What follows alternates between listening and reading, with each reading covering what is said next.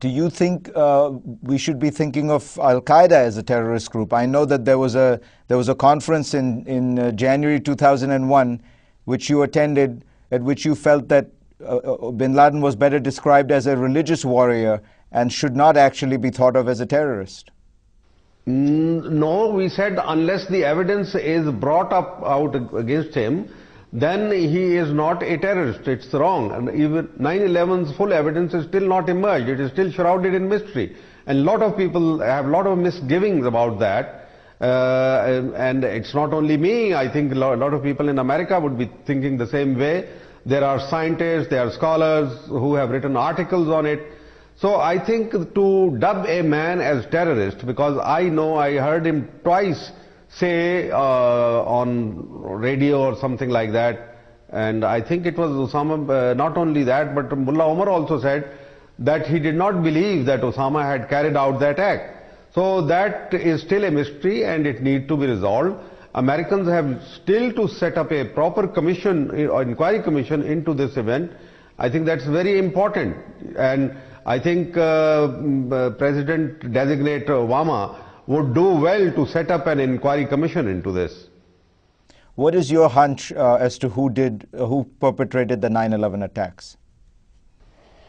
Well, I have been on record and I said it is the Zionists with the newcons. They have done it. It is an inside job and they wanted to go on the world conquest. They were looking upon it as an opportunity window when the Muslim world was lying prostrate. Russia was nowhere in sight. China was still not an economic giant that it has turned out to be, and they thought that this was a good time to go and fill those strategic areas which are still lying without any American presence, and of course to control the energy tap of the world.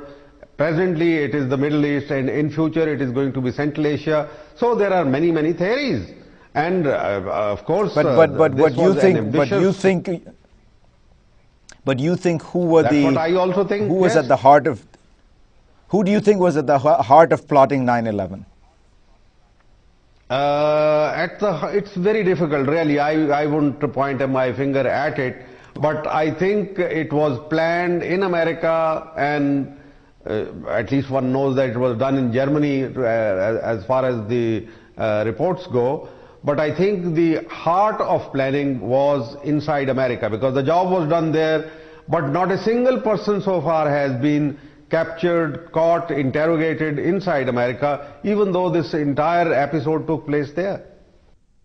But you said that that the people behind it were the Zionist neocon conspiracy. Do you mean by that American Jews? Do you mean Israel? No, Israel. I would not, because Jews are also divided into, not all Jews are bad. Of course, there are a lot of things common between Jews and Muslims.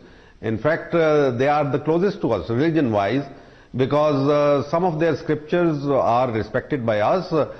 Their prophets are our prophets. The injunctions in Torah are very much similar to injunctions in the Holy Quran.